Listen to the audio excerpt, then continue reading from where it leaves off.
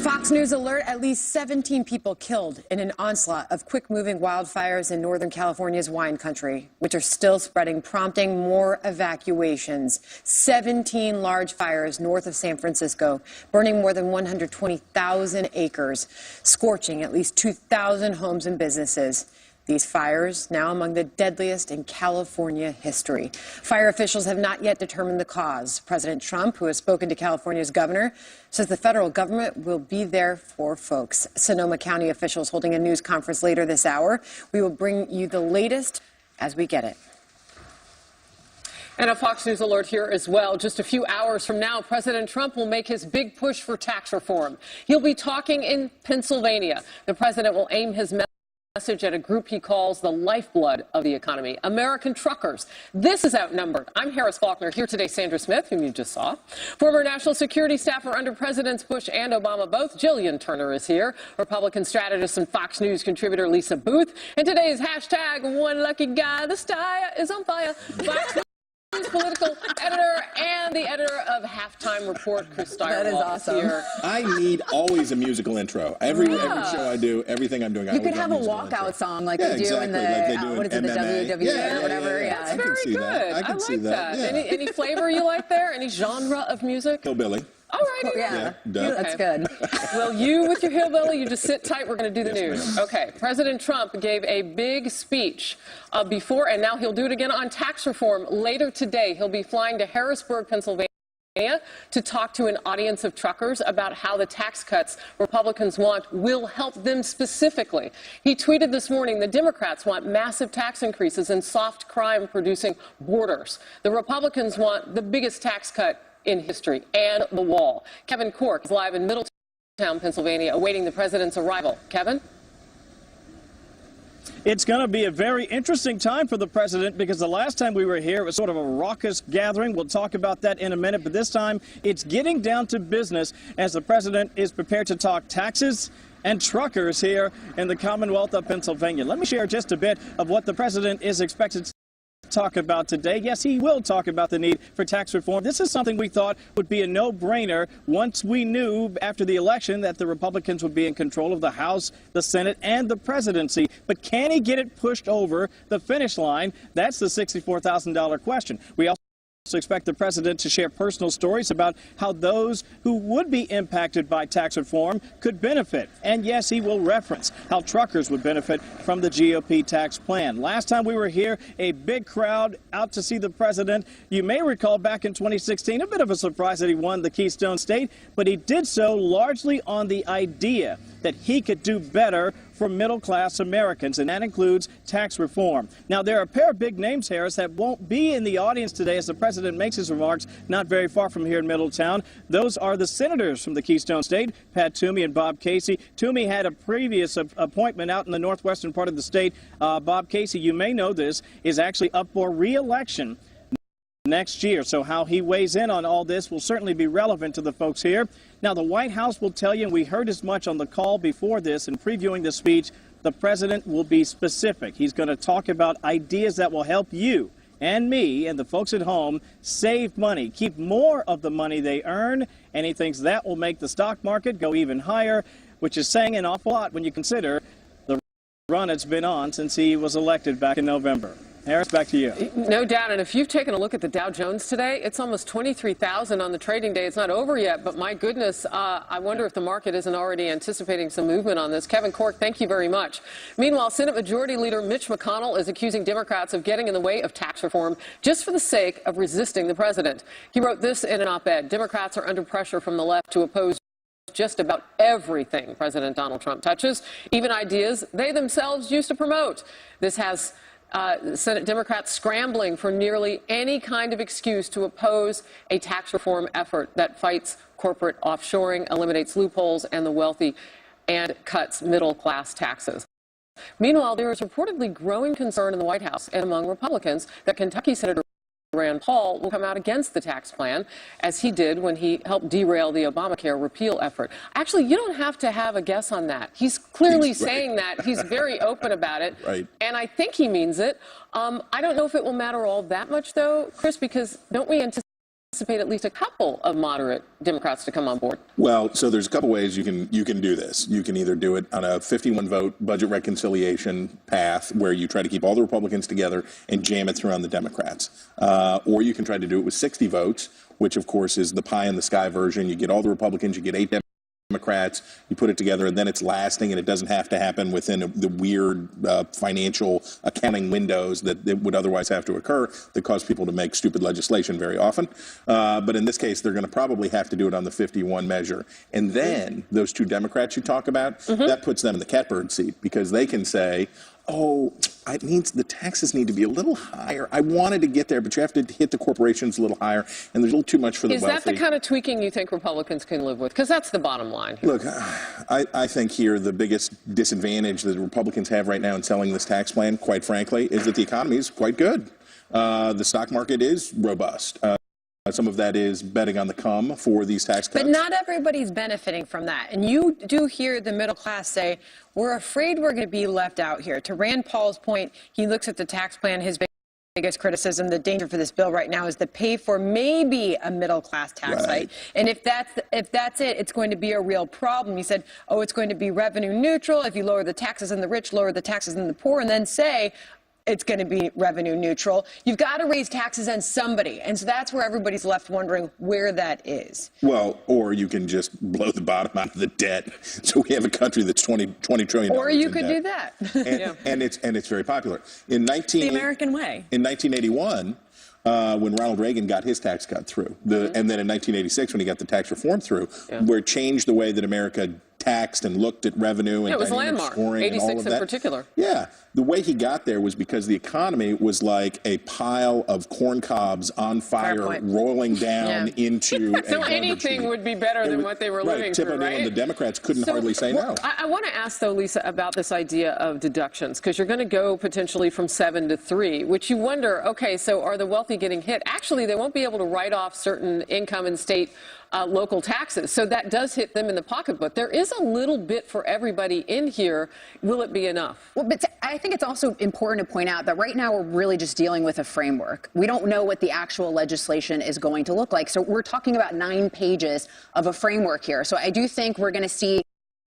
We really just don't know how this is going to go down until there's a little bit more concrete details about what this is going to look like. But Sandra had mentioned the middle class, and I actually think from a political lens, it is very smart for President Trump to be in Pennsylvania, taking his message to truck drivers, the middle class, because that's the argument against this, if you're the Democratic Party, that this is for the upper class. This is for the 1%. They're giving them a handout. And so it's important for President Trump to take that message to the middle class. And it's interesting because Vox had an article pointing out the fact that Democrats had written a letter to Republican leadership basically saying they're not going to support anything that gives a cut to the top 1%. But notably, there were 3 Democrat senators not on that list. And we've seen President Trump take this message to some of those states. He's in Pennsylvania today. He has also been in places like Missouri. Spoken about it. So this is smart of him politically, and he should keep doing it. But I do want to hit this point, though, Jillian, because a lot of people are saying, yeah, this is just a benefit for the wealthy. They do get hit in certain categories. Real estate tax deductions, if you can't deduct that in that category, that's a hit. And also, they do get a bonus because the AMT would go away, that amortized, that thing that you see people add on, like really wealthy people add on, and it looks like a math equation from 3rd grade. but, I mean, so you kind of look at a wash there. Certain people, though, are not going to be touched in this. My question to everyone is, at this point, who do you believe? I'm not a numbers gal. I'm not down in the weeds on the tax reform issue, but I think I can mirror the concerns of a lot of ordinary Americans when I say I now feel like I'm living in this crazy house of mirrors where I don't, what is said about this, though it's just a framework, as Lisa points out, what is said about this proposed idea for legislation varies so widely from party to party that I don't know how to suss out ground truth. From President Trump, we hear, my Council of Economic Advisors estimates this will give the typical American household a $4,000 pay raise. That's the typical American household, a.k.a. the middle class, which is what is at stake here. We have folks like Senator Bob Casey, who says, President Trump is coming to Pennsylvania to promote a tax plan that raises taxes on the middle class and cuts Medicare and Medicaid to fund tax giveaways to the wealthiest. Now, there's not a lot of middle ground there. Someone is correct and someone is not. Let's talk about they could both be wrong. They could both be wrong. So who do we listen to? Okay, so this is just a pox on everyone's house. I want to be clear. But wait, so everybody's ears perk up when you hear the $4,000 tax raise for the average American household. But when you look at those numbers, even the president's closest economic advisors say you're talking about over an 8-year time frame, which works out to about $500 a year. So the language, I mean, maybe it's not, it could be misleading. And the biggest problem facing the about 2 million human beings who drive trucks for a living in the United States, which is one of the last jobs that you can get in the United States with a high school diploma and some extra training that will put you solidly in the middle class. Those jobs are going away over the next 15 to 20 years because of automation and because of robots and that stuff. But they need training, they need solutions, that we need a new approach. Does this give them, though, the money to be able to do that with?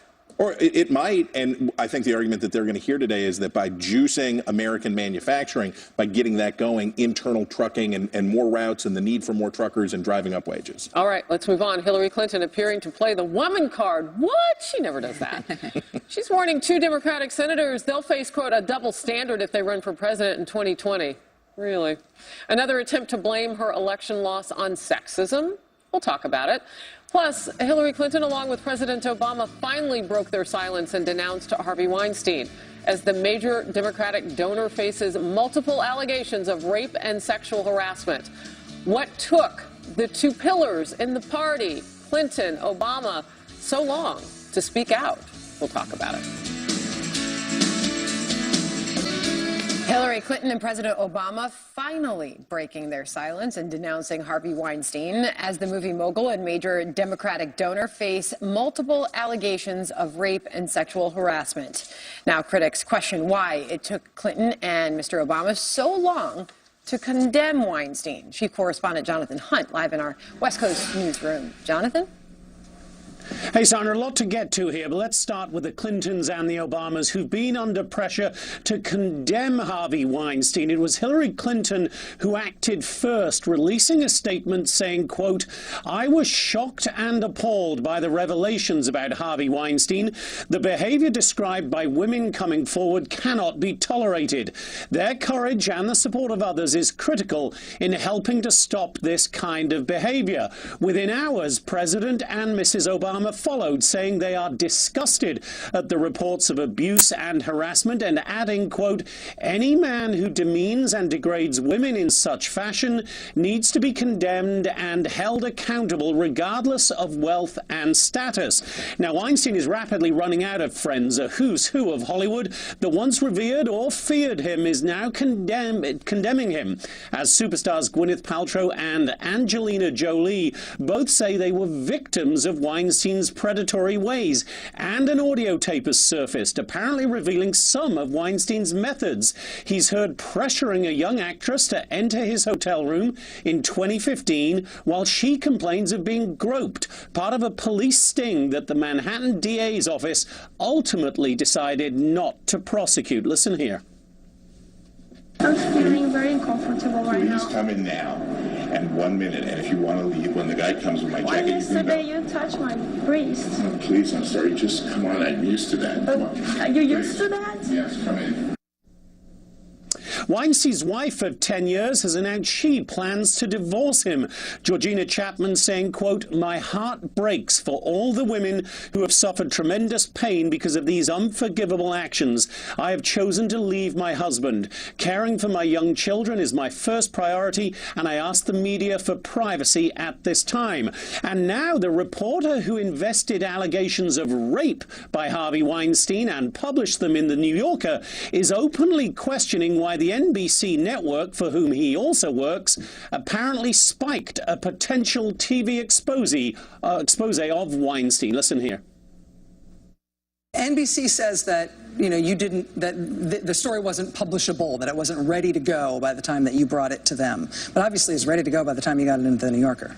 I walked into the door at The New Yorker with an explosively reportable piece that should have been public earlier, and immediately, obviously, The New Yorker recognized that, and it is not accurate to say that it was not reportable. In fact, there were multiple determinations that it was reportable at NBC.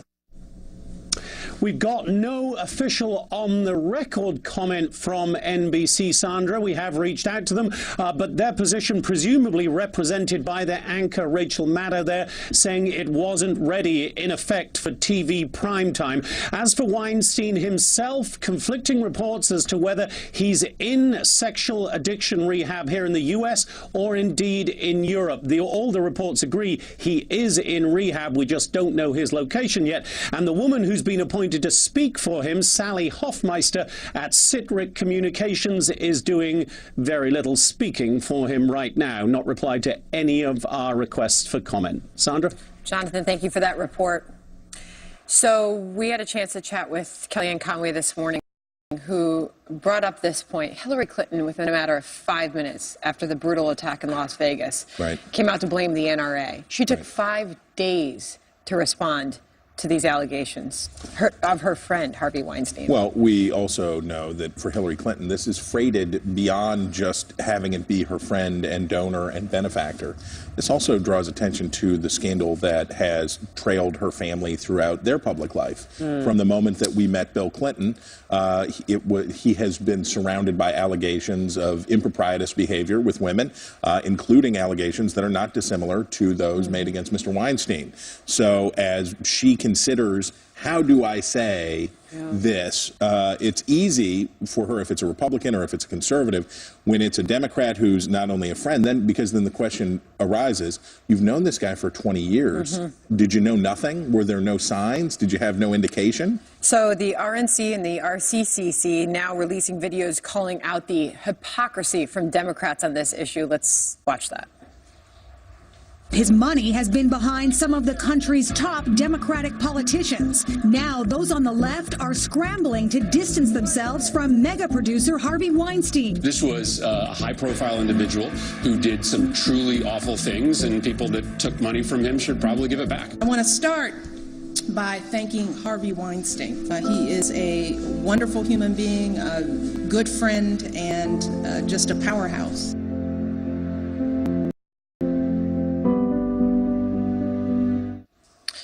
It's on video. It lives forever. We'll remind everybody of that. The DCCC, by the way, the Democratic Congressional Campaign Committee, did donate the money from Weinstein to women's charities. Important to point that out. But your thoughts on that? When the Republicans find out that they're not going to get to run against Hillary Clinton again, they're going to be super bummed out. I don't want to be you might be the one to tell them. I don't want to tell them that Hillary Clinton's not going to be on the ballot next year. Somebody should tell her. Right, exactly. Well, now I can't say she won't be on the ballot in 2020. Yeah. Once upon a time, I could have said that for sure, but I can't rule anything out. We should point out those who have donated the money back from Harvey Weinstein. We've got it up here. Senator Kirsten Gillibrand, Senator Chuck Schumer, Franken has also, and as you can see, some decent amount of money. But there are several places that have not returned campaign donations from Harvey Weinstein. You're going to get a look at those in just a second. Among them, well, those are decidedly bigger numbers. $111,000 to Governor Cuomo, the DSCC, and the DNC. Lisa? Well, and typically you see this from a party. When a mega donor is tied to some sort of scandal, you typically have the opposing party call on, members of the opposite party, hopefully I didn't make that too confusing, to give back the money. So this is sort of standard operating procedure in Washington, D.C.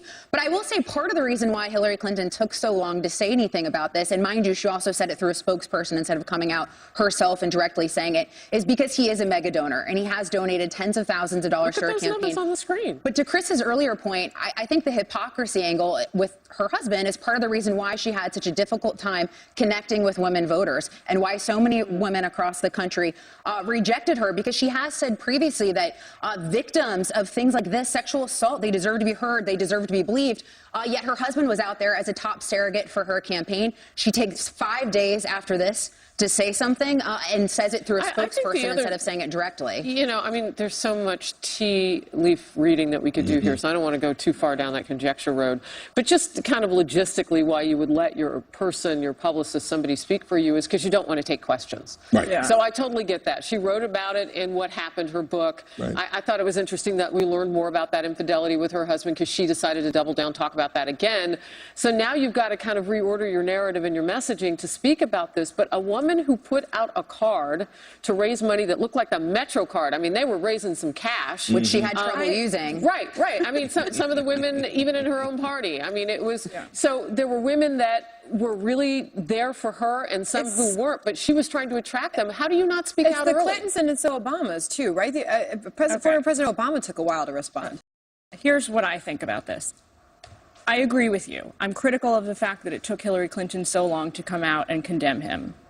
However, sometimes we, and I don't mean we on this couch, but the collective we, the American people, do a disservice to really, really important issues when we insist on making it about politics. This is not, to victims of rape and sexual assault, it does not matter the politics of the perpetrator. And I think that is getting lost here. There are real victims who will suffer for the rest of their lives as the result of this man's behavior. It does not matter at the end of the day what Hillary Clinton says or doesn't say or what former president says. It is about the fact that this is a major problem in the United States today, and something needs to be done to help rectify it. Except for the fact that they were so across the board, cash-wise, equally yoked to this individual and have big voices in this country. Real quick clarification, because that graphic we were showing of those that did not return campaign donations, the DCCC was on that graphic. But since the time we made that graphic, they gave it back. As we said, they're giving it to women's charities. That's good. Important to point that out. Yes. Maybe that's a way to move forward and do something positive. But I don't want us to lose our grasp of the issue at hand. And when you hear that audio tape of Harvey Weinstein asking a young woman to watch him take a shower, please don't leave, I know I touched you inappropriately the day before, blah, blah, blah, blah.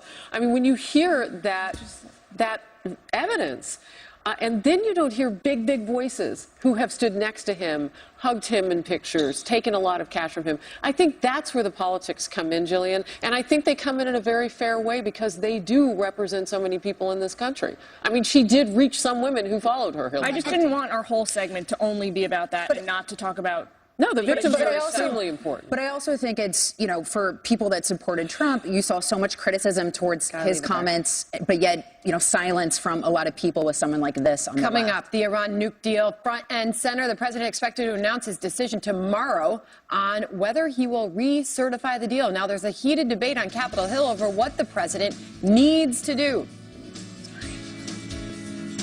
Walking away from the nuclear deal would be a disaster for the United States. The president has a solid case to decertify. The president would send a powerful signal that the nuclear deal has a fundamentally flawed architecture. We come in with new developments now on the Las Vegas massacre. A new report says the gunman fired incendiary bullets in an unsuccessful attempt to explode a tank of jet fuel during his attack on concertgoers at that country music festival. MGM Resorts International says it believes the police updated timeline, quote, may not be accurate, although the hotel did not elaborate on that.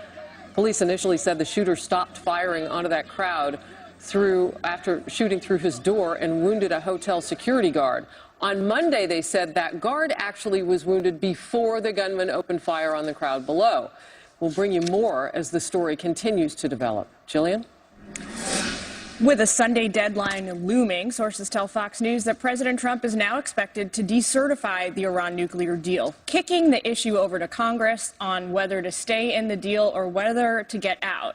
And it'll also be on them to discuss imposing certain sanctions back on the rogue regime. Former Secretary of State Condoleezza Rice told Fox News' own Dana Perino just yesterday that dropping out of this deal may not be the best strategy. Take a look.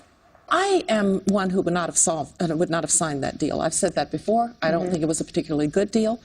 But sometimes you live with what you've got. And even if you decertify the deal, I hope that they'll find some way to keep it in place while they try to improve it. So I think there are ways to say that this deal is, in the long run, not acceptable. We've got to focus more on what the Iranians are doing in the Middle East, the trouble that they're making in Yemen or in Syria, but not just to pull out of the deal, which I think would have deleterious effects on our alliances.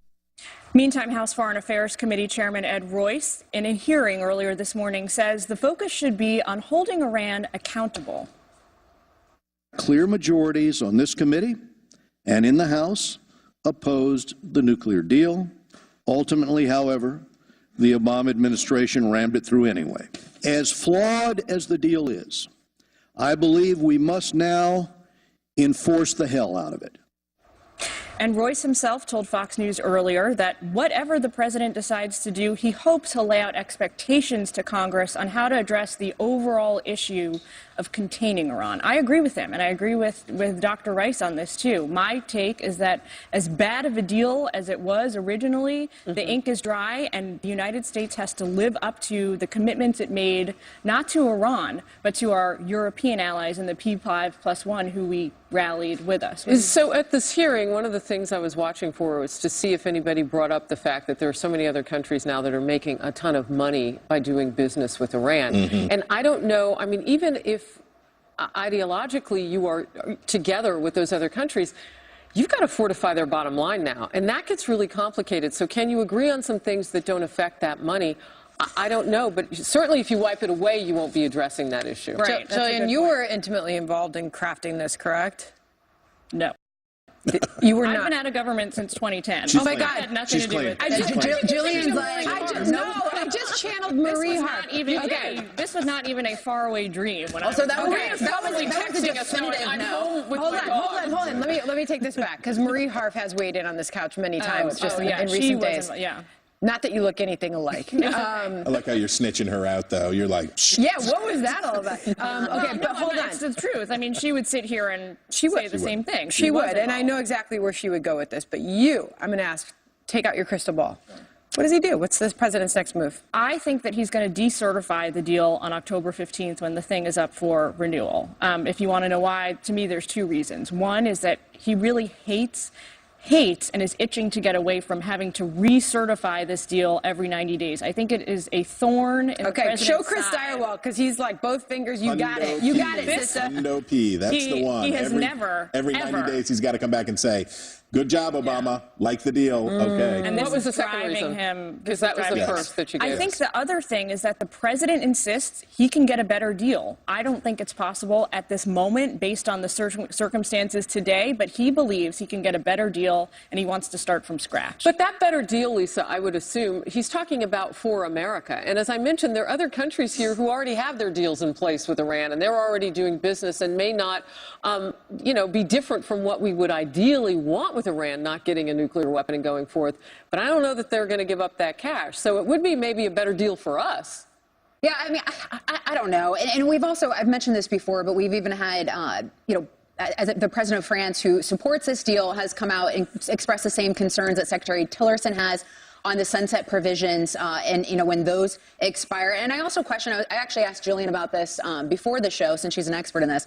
But I also think there's real concerns about the fact if we even know if Iran is actually complying with the deal, because we know that they're not letting the IAEA inspect military sites. So we don't even really know if they're following along with the deal like so many people are saying. So I feel like this is just a really tough decision for the president, just because of the fact that there are other countries involved. That being said, and most because concede that it was a bad deal. And because he's being advised contrary to what he campaigned on, saying this is the worst deal ever, we're going to rip it up and get out of it. But yet those closest to him, National Security Advisor, General Dunford, they're all saying stay in it. The bad parts of the deal are already done. You will not put that toothpaste back in the tube. The parts of this deal that people in a bipartisan spirit objected to with this deal, cash to Iran, the opening of sanctions, that all happened. That's all done. That won't be undone. And if you get out of the deal now, you lose the crack in the door that you have to get in and try to do it. And he does have leverage to make some changes. Right? And I love the fact that you liken this to used toothpaste, the Iran deal. We got to move on. By the way, hi to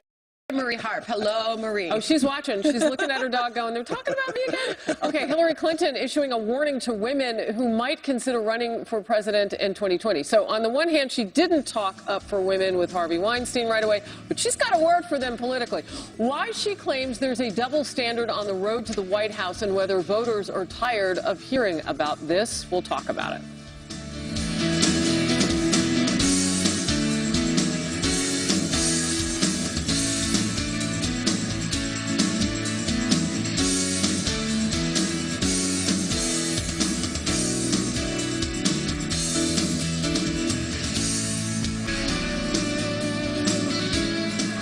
Hillary Clinton out on her book tour, offering advice to Democratic senators and potential presidential candidates Kamala Harris and Elizabeth Warren, warning that if they decide to run for the White House in 2020, they'll need a high pain threshold and will have to be mindful of the double standard of women candidates. Listen. You have to have a high pain threshold because the double standard is alive and well. It's not going to disappear in 2 years or 4 years. Chris, I'm going to go to you since you're our politics guru. Did Hillary Clinton lose because Americans are a bunch of sexists? That's not a loaded question at all, Boothie. That is not. That's why I gave it to you. I knew you would be perfect for this, my friend. That was just a straight up the middle question. I don't know why you can't answer. Hillary Clinton lost some votes because she was a woman. Hillary Clinton got some votes because she was a woman. You can't say that gender wasn't a factor in the election for the first major party female nominee, but it had advantages and it had disadvantages. I think the issue for Hillary Clinton is she was bad at using her gender because she overused it. If we contrast this to what Barack Obama successfully did with race in 2008 and 2012, he didn't overdo it. He didn't squawk about it all the time. It was there. Everybody knew it was there. He let other people talk about the history-making nature of it. He allowed it to be present without overdoing it. She treated it like she had like air horns running down the street, like, did you know I'm a woman? Like she's like wearing a sign, a neon sign. And it was like, yes, we're aware. Well, I think some of that might have been driven by the idea of inevitability. Remember, she was supposed to win 4 years prior, but then Barack Obama came out of nowhere, potentially. I guess you could say that about him compared to her. For sure. And so she had to make sure that after making those 18 million cracks in the ceiling, that it was inevitable that she would win because she was a woman. Remember how many women she would say she brought along. Do you guys remember the first women's event she had here in New York, and they had to invite men? And it was out on one of the islands, either Roosevelt or I can't remember, right? Yeah. Yep. Yeah, okay. Well, so those 18 million cracks, still you had to have a message, and it wasn't I'm with her. It was something about the economy potential, some kind of message. Could you have that? There's no better. But is that really, okay, let's be honest for a moment. No. Is that really the argument she was making in this interview? I didn't hear her saying, I lost because there is she said you have to have a gender imbalance. You do have to have a high, anyone who runs for president needs to have a high pain tolerance. She's implying she was met with a double standard. But she was. Women all across this nation are met with double standards every day. I'm not saying that's why she lost the election. Millions of but she didn't say voters. that. I don't think it's fair for us to be approaching this as if that's what she said. She's a victim of something?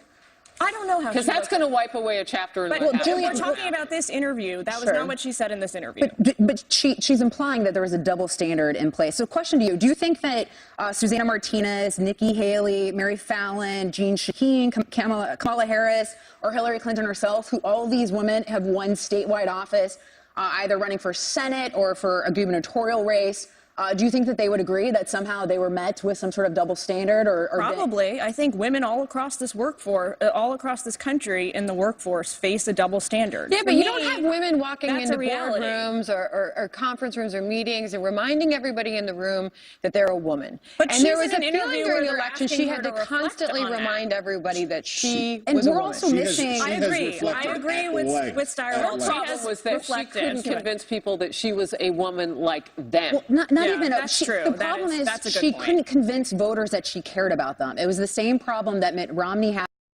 when he ran for president. There was a disconnect from the average American, and she was incapable of convincing them that she cares about their needs. I mean, this is someone who has said things like, there's no card that a dude can play like a woman can play the woman card. There's no equivalent to that. Don't knock the gender inequality balance in this country. But Jillian, she could have focused on an economic message that Donald Trump did, because that is what women care about. They care about their families and feeding their children. I agree with you. And running their household. But don't knock the fact that there is a gender imbalance in this country. Okay, that's what I'm saying. Good advice: visit Wisconsin, a key battleground state that you need to win an election. With an economic message. With an economic message, actually, as Sanders says.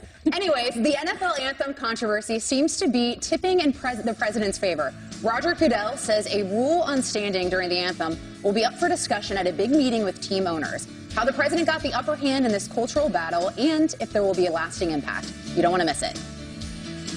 Well, it only took Roger, 2 or 3 weeks of public humiliation to finally get the message. Trump has this unique ability to understand where the American people are and what the American people value. Watching, thank you. Meanwhile, NFL Commissioner Roger Goodell. writing a letter to all teams saying he would like to see players to stand during the national anthem. He said this: "The current dispute is threatening to erode the unifying power of our game. Like many of our fans, we believe that everyone should stand for the national anthem.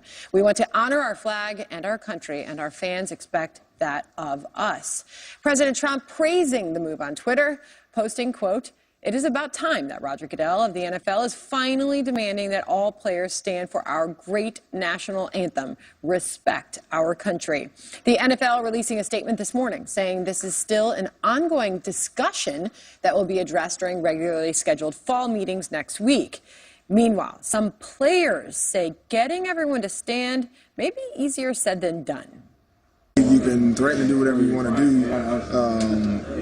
That's not going to deter players from doing what's right or doing what they believe is right. And so you might be able to change the manner in which that looks, but I don't see players stopping their pursuit for, justice or equality.